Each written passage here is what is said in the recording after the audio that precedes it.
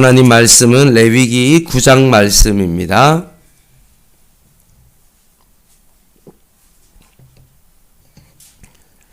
레위기 9장 말씀입니다. 한 절씩 교독하겠습니다. 레위기 9장 1절부터 24절까지 말씀 한 절씩 교독하겠습니다. 여덟째 날에 모세가 아론과 그의 아들들과 이스라엘 장로들을 불러다가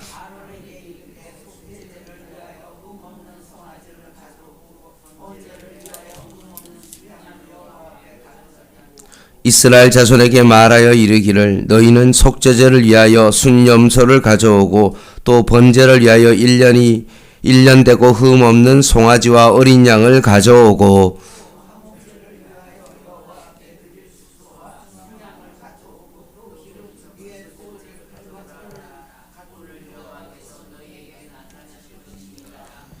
그들이 모세가 명령한 모든 것을 해막 앞으로 가져오고 온 회중이 나와 여호와 앞에 선지라.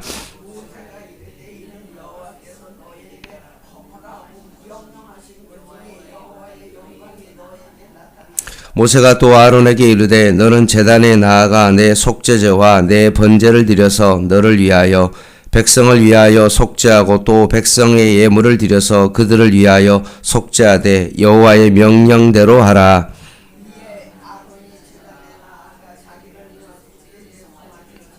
아론의 아들들이 그 피를 아론에게 가져오니 아론이 손가락으로 그 피를 찍어 제단 뿔에게 바르고 그 피는 제단 밑에 쏟고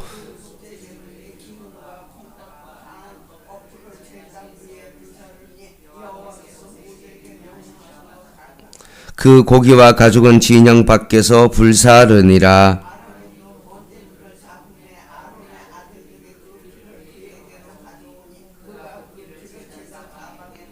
그들이 또 번제의 제물 곧 그의 각과 머리를 그에게로 가져오매 그가 제단 위에서 불사르고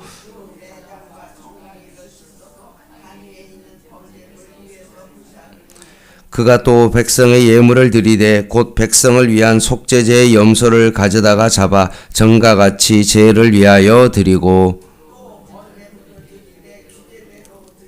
또 소제를 드리되 그 중에서 그의 손에 한 웅큼을 채워서 아침 번제물에 더하여 제단 위에서 불사르고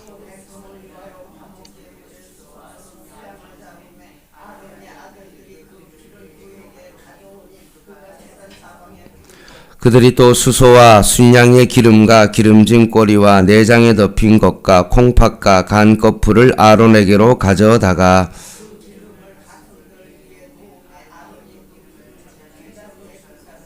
가슴들과 오른쪽 뒷다리를 그가 여호와 앞에 요제로 흔드니 모세가 명령한 것과 같았더라.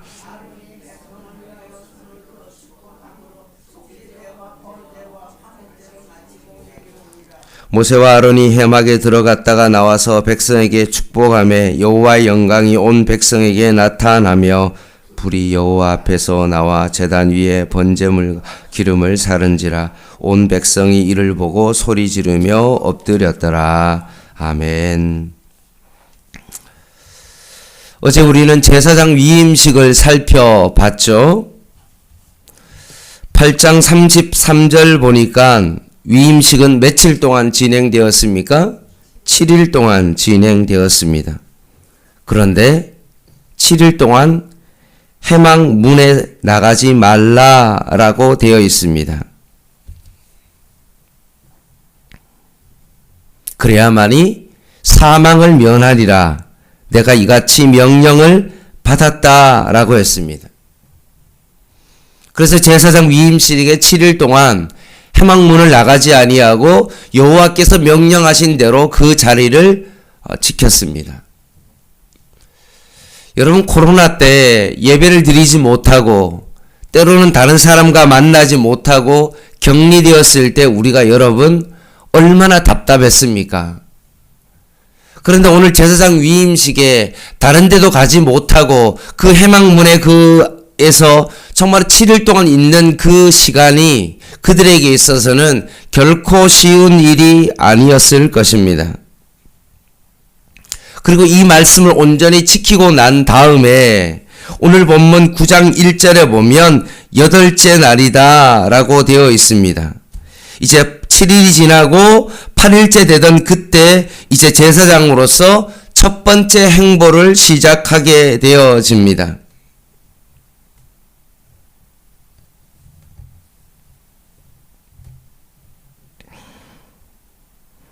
그때 그들이 했던 것은 무엇입니까? 모세와 아론에게 하신 말씀이 2절에 보니까 아론에게 이르되 속죄제를 드려라 라고 말씀합니다. 그리고 2절에 보니까 번제를 드려라 라고 말씀하십니다. 분명히 제사장 위임식 때 8장 2절에 보니까 속죄제를 드렸고요. 18절 말씀에 보니까 번제를 드렸던 것입니다. 그런데도 불구하고 오늘 본문 속에 이제 첫 번째 이제 제사장으로서 그 첫 번째 행보를 띠는 그때에도 하나님께서 뭐라고 말합니까? 속죄제와 번제를 드리라. 어떤 생각이 들까요? 한 주 전에 다 했는데 똑같은 제사를 또 드리라고 라는 그런 생각을 할 수 있지 않겠습니까? 그럼에도 불구하고 이 제사장과 그 제사장들은 어떻게 했습니까? 8절에서 11절 말씀대로 재차 속죄제와 번제를 드리게 됩니다. 특별히 8절에서 11절 보면 제사장의 속죄제는 어떻습니까? 일반적인 속죄제와는 조금 다른 모습이 거기에 들어 있습니다. 일반적으로 속죄제는 간, 기름, 콩팥만 번제물 위에 얹어서 태웠습니다. 그러나 제사장이 드리는 속죄제는 어떻습니까? 기름, 콩팥, 간을 번제단 위에서 태울 뿐만 아니라 나머지는 어떻게 했죠? 고기와 가죽도 이스라엘 진영 밖 제를 버리는 곳에서 그곳에서 다 태워서 드렸습니다. 그리고 그 제물의 피는 어떻게 했습니까? 손가락에 찍어서 제단 네 뿔에 바르고 제단 밑에 쏟아 버렸습니다.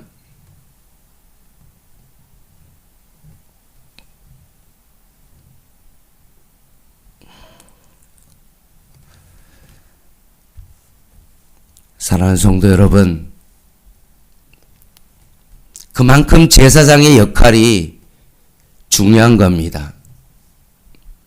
위임식제의 속죄제를 드렸음에도 불구하고 첫 제사를 지내는 첫 행보가 뭐라고요? 속죄제라는 것입니다.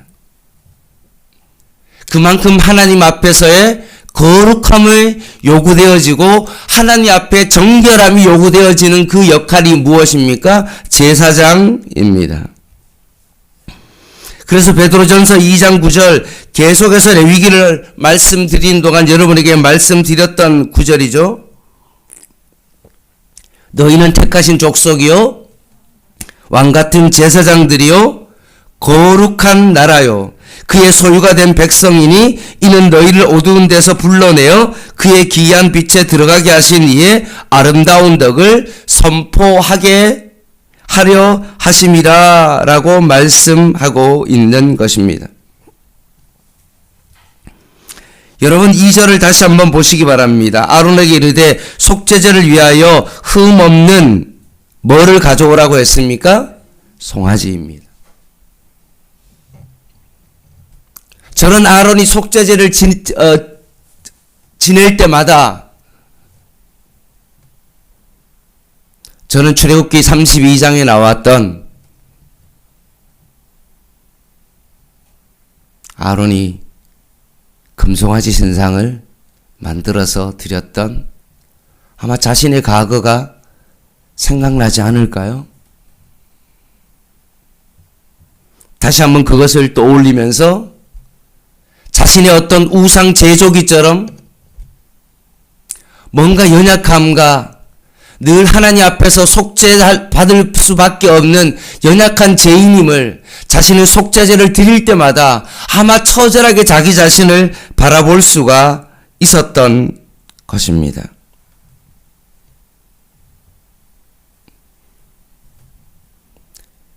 대속물의 그 제물의 피를 제단에 뿌리고, 제단의 그 뿔에 찍고, 대속물의 그 피의 흔적을 거기 제단 밑에 쏟을 때마다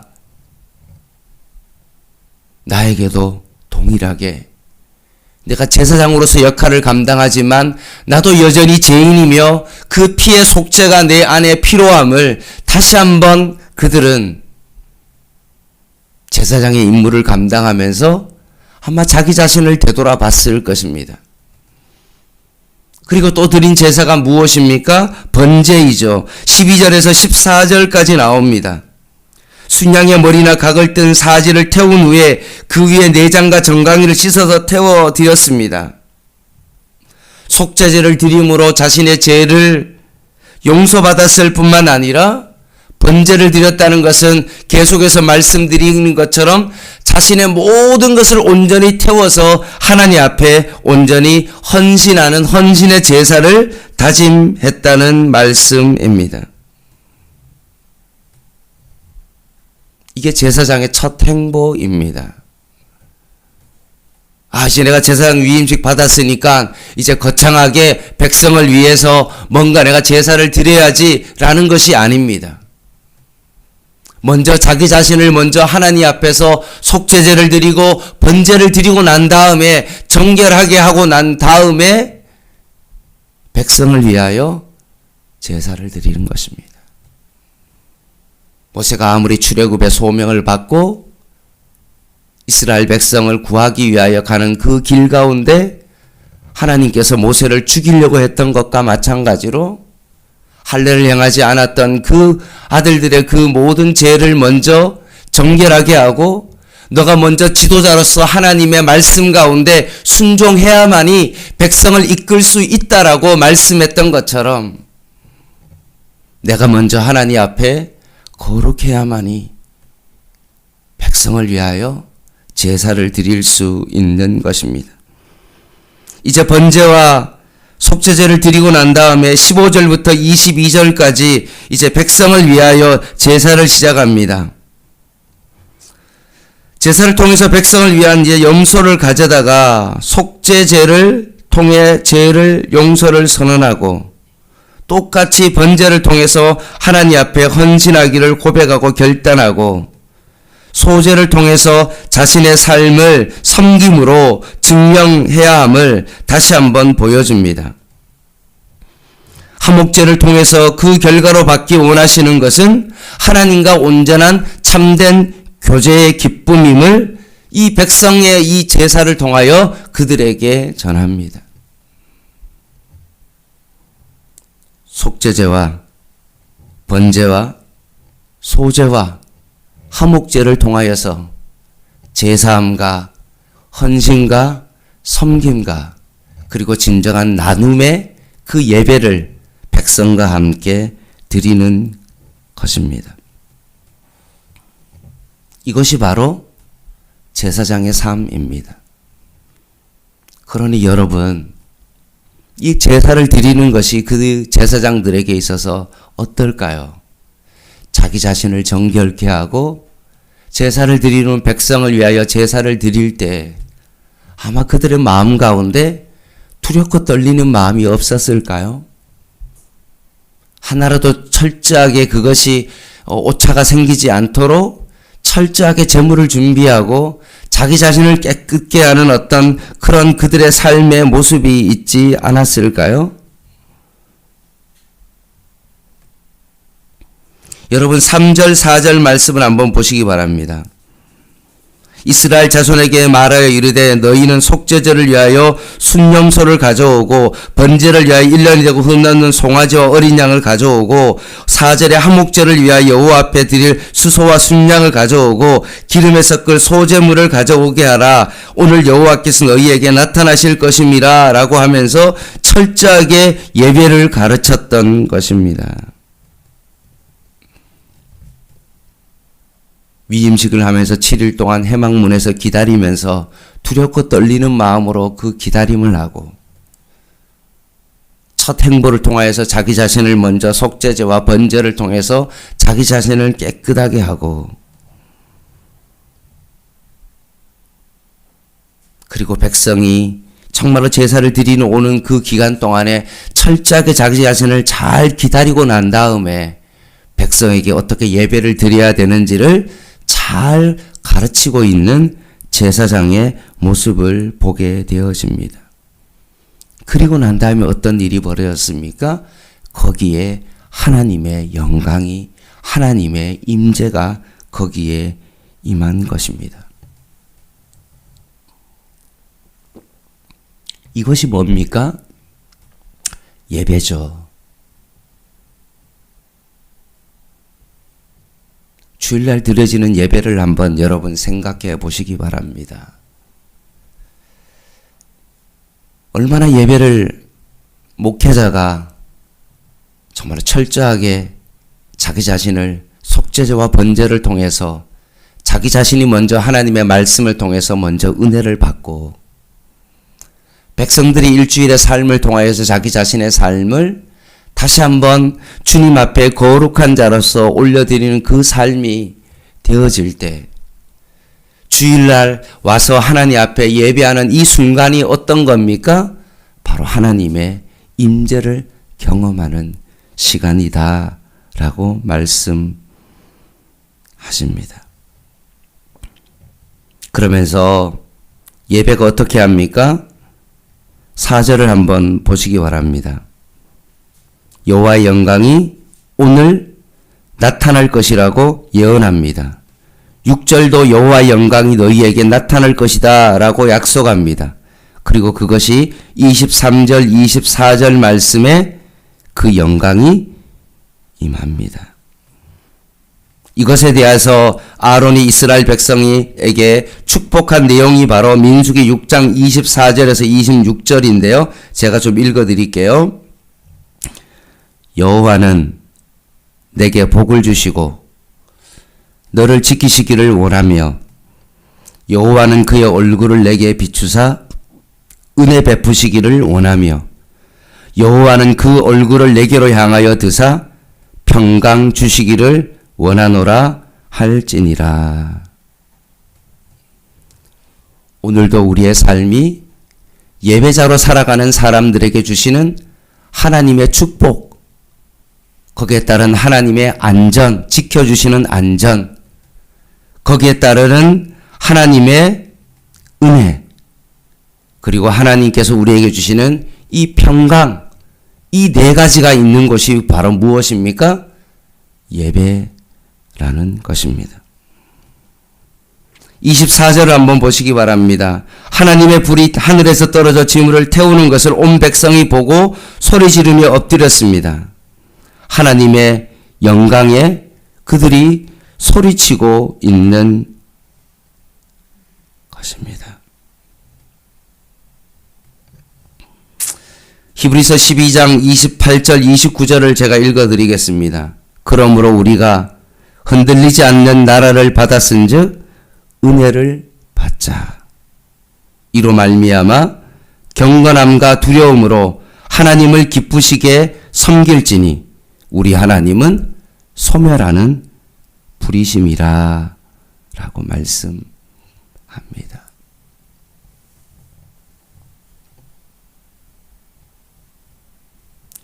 사랑하는 성도 여러분,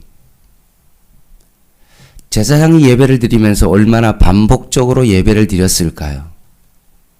아까도 드렸는데 또 드려야 된다 라고 생각합니다. 그러면서 그 예배를 습관적으로 하나님 앞에 예배를 드리면 어떻게 될까요? 그 예배 가운데 하나님의 임재가 있을까요? 결코 그렇지 않습니다. 예배를 드릴 때마다 내 삶 가운데 하나님 앞에 진정으로 속죄제와 번제와 소제와 화목제를 내 삶 가운데 드려야 됩니다. 그래서 여러분이 살아가는 주일날 예배 드리는 것만 예배가 아니라 월요일부터 토요일날 드려지는 우리의 모든 일상이 무엇입니까? 진정한 예배입니다. 하나님께서 우리에게 시간을 주셨습니다. 하나님께서 우리에게 일터를 주셨습니다. 그 반복되어지는 그 일상 속에서 그것을 쉽게 생각하고 그냥 오늘도 하루를 시작하는구나, 오늘도 하루도 일하는구나 라고 생각하는 것이 아니라 반복적인 일상 속에서 그것도 하나님께서 우리에게 허락하신 하나님의 시간이라는 사실을 알고 그 시간 속에서 하나님의 임재를 경험하는 것, 그것이 예배이고, 그런 삶을 살아가는 사람이 어떤 사람입니까? 진정으로 영성이 있는 사람입니다.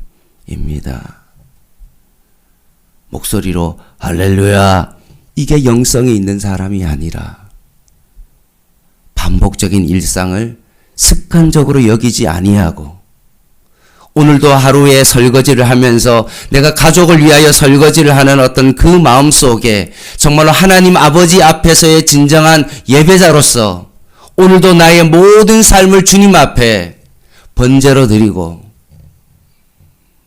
내 삶을 이웃과 함께 그 사랑을 함께 나누며 내가 정말 힘들고 어렵지만 내 자신의 삶을 섬김의 제사로 다른 사람을 위하여 정말로 나눔을 하면서 그렇게 정말로 예배자로 그렇게 살아갈 때 주일날 드려지는 그 예배 가운데 하나님의 임재와 하나님의 영광이 있는 것입니다. 일주일 동안 그냥 늘 다람쥐 쳇바퀴처럼 살아가는 그런 삶을 살아가다가 주일날 아침이 되어서 예배 시간 다 되었네 라고 와서 자리에 앉아서 예배 드리고 끝나고 그냥 집에 가서 그냥 쉬는 어떤 그런 삶을 살아가는 것이 예배가 아니라 우리의 모든 삶의 전 영역이 하나님 앞에서의 예배임을 여러분 꼭 기억하시고, 오늘도 이 새벽부터 하나님 앞에서 이 새벽 제단을 쌓으면서 하나님 앞에 예배를 드렸던 것처럼 여러분의 일상이 하나님 앞에서 진정한 예배자로 살아갈 수 있는 왕같은 제사장 되시기를 주님의 이름으로 간절히 부탁을 드립니다. 기도하겠습니다.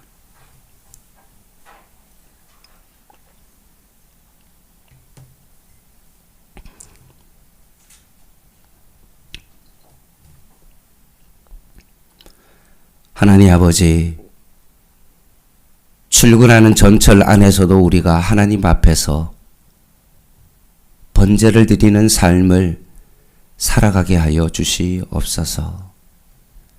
날마다 우리의 삶이 주님 앞에 소재의 삶을 통하여 다른 사람을 잘 섬기고 다른 사람과 화목제를 드림으로 말미암아 주께서 하나님과 우리 사이에 화목제물이 되었던 것처럼 우리도 이웃과의 관계 속에서 화목제물이 되게 하여 주셔서 우리의 삶이 진정한 왕같은 제사장의 삶을 살아가게 하여 주시옵소서.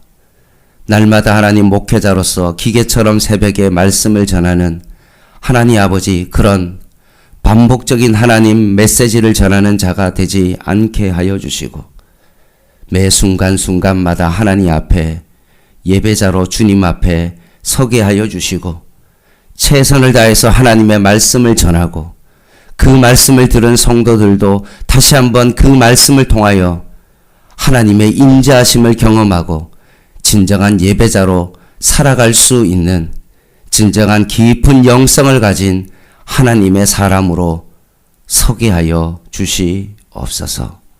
예수님의 이름으로 간절히 기도드립니다. 아멘. 개인 기도 하시겠습니다.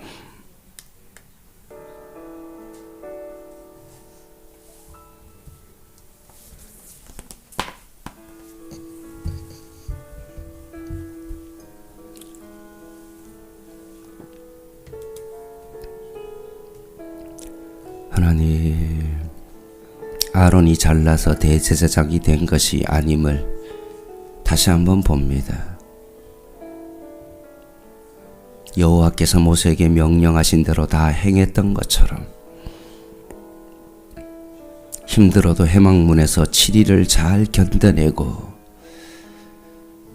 반복적인 제사를 드리면서도 날마다 자기 자신을 예배자로, 날마다 거룩한 하나님의 백성으로 자기 자신의 삶을 살아가게 하여 주시옵소서. 오늘도 예배를 드리면서 나의 연약함을 보게 하시고,